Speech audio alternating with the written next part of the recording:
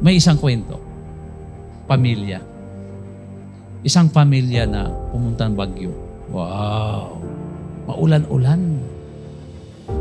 Habang umuulan, madulas ang daan. Tama ba?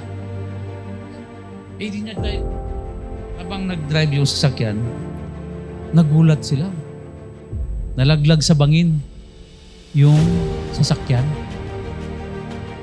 Kinabukasan nakita ng mga pulis doon sa bangin ang sasakyan na nalaglag. Patay lahat ng pamilya. Alam mo, tinignan ng mga investigador. Sabi mo, patay lahat. Case closed. Patay. Mamaya-maya may gumalaw. Nakita ng isang pulis. Sandali, may unggoy na naggalaw-galaw sa loob. Subukan nating imbestigahan. Sabi ng isang pulis, kumuha tayo ng magaling mag-interpret sa mga animals para i-interpret kung ano yung sasabihin ng unggoy. In-interview ang unggoy. Sabi ng pulis,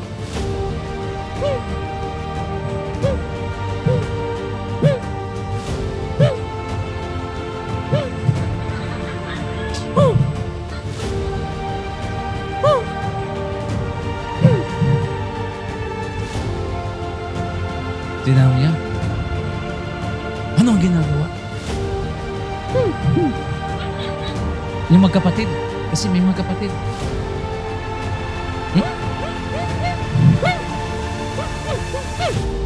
Oh, sabi ng pulis, dali, nag-away. Nag-away, magulo. Anong ginawa ng nanay? Bago maksidente.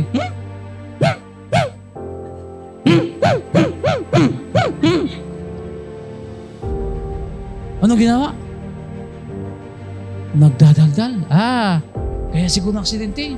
Sabi ng pulis, nagdadaldal yung nanay. Malamang inaway niya yung tatay. Sabi ng pulis, anong ginawa ng tatay bago nag-aksidente? Sabi ng pulis sa unggoy,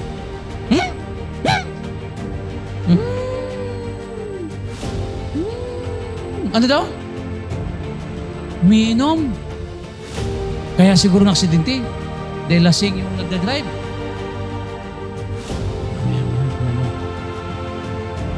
Ikaw, unggoy. Tinanong yung unggoy. Ikaw, ano ginagawa mo?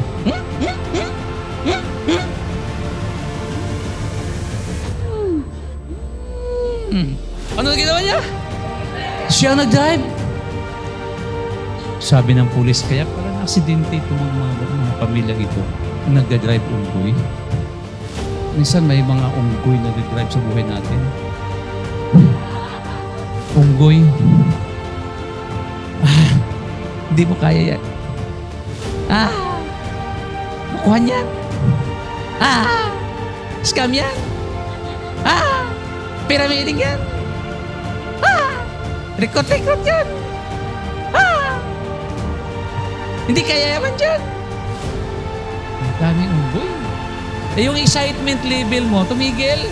Yung dating excited ka, wala, nagbaba. Kaya tuloy naghihirap. Kasi ang nagdadrive, unggoy. Kaya kung gusto nyo yumaman, huwag kayong magpa-drive sa mga unggoy. Tama? Humataw kayo, excited, gigil, para makuha yung mga pangarap. Hatawin yung mga project natin.